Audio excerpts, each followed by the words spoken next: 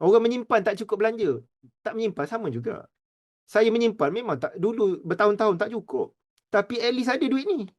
Kita akan sentuh tapi dengan penuh rasa bersalah. Lama-lama duit simpanan ni akan jadi banyak. Inilah nanti akan menjadi fund untuk kita membina 1 juta tadi. Tuan-puan, saya tahu sebahagian daripada tuan-puan, Cik Zul, kalau saya paksa 10%, saya tak cukup belanja. Tuan-puan, tuan-puan simpan belanja tak cukup. Tak simpan belanja tak cukup juga. Betul tak? Sekurang-kurangnya bila simpan, contohlah katalah, mula-mula simpan 300 sebulan. Tuan Zul tak cukup. Lepas tu korek balik 300. Balance zero. Tak apa tuan-puan, 300 ni tuan-puan korek dengan penuh rasa bersalah. Bersalahnya aku dah lah simpan 300, korek balik 300, balance zero. Bulan depan, simpan lagi 300.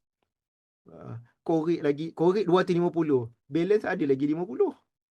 Lama-lama, simpan 300. Lepas tu korek, last kali korek RM50. Ada lagi setiap bulan tambah simpanan 250. Orang lain tak menyimpan pokai. Kita menyimpan pokai juga. Tapi at least pokai kita ada lagi balance ni. Pokai berduit.